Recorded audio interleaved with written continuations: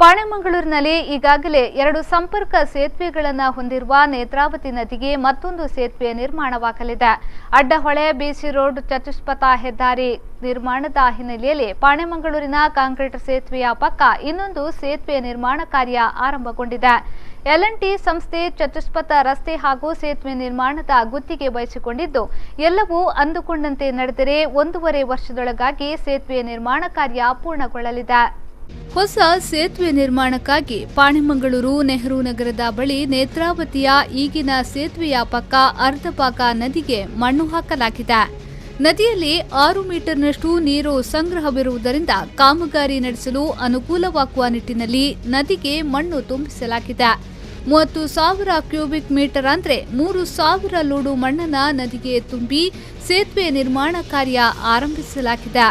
ಸೋಮವಾರ ದೇವರ ಪೂಜೆಯೊಂದಿಗೆ ನದಿ ಮಧ್ಯೆ ಬೃಹತ್ ಯಂತ್ರ ಬಳಸಿ ಫೈಲಿಂಗ್ ಕೆಲಸ ಪ್ರಾರಂಭಗೊಂಡಿದೆ.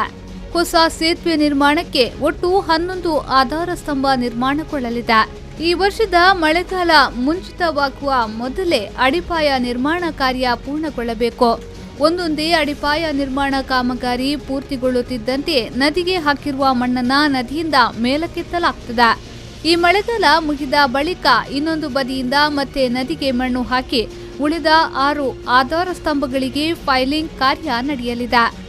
ಮಳೆಗಾಲಕ್ಕಿಂತ ಮೊದಲು ಅಡಿಪಾಯ ಕೆಲಸ ಪೂರ್ಣಗೊಂಡ್ರೆ ಮಳೆಗಾಲದಲ್ಲೂ ಪಿಲ್ಲರ್ ನಿರ್ಮಾಣ ಕಾರ್ಯ ಮಾಡಬಹುದು ಎನ್ನುವುದು ಸಂಸ್ಥೆಯ ಎಂಜಿನಿಯರ್ಗಳ ಅಭಿಪ್ರಾಯ.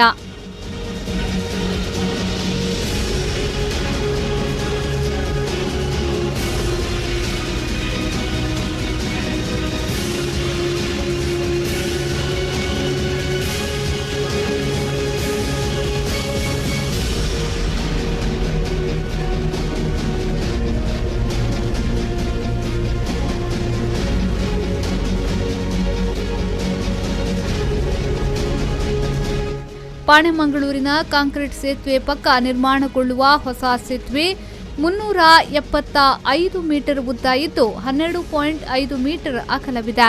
ಈಗಿರುವ ಸೇತುವೆಯ 10.5 ಮೀಟರ್ ಅಗಲವಿದ್ದು, ಹೊಸ ಸೇತುವೆ 2 ಮೀಟರ್ ಹೆಚ್ಚು ಅಗಲವನ್ನ ಹೊಂದಿರಲಿದೆ. 6 ಮೀಟರ್ ಎತ್ತರದ 11 ಆಧಾರ ಸ್ತಂಭಗಳು ನಿರ್ಮಾಣಗೊಳ್ಳಲಿದೆ. ಸೇತುವೆ ಹಾಗೂ ಚತುಷ್ಪಥ ಹೆದ್ದಾರಿ ಕಾಮಗಾರಿ ಮುಕ್ತಾಯದ ಬಳಿಕ ಏಕಮುಖ ವಾಹನ ಸಂಚಾರ ಸಾಧ್ಯವಾಗಲಿದೆ.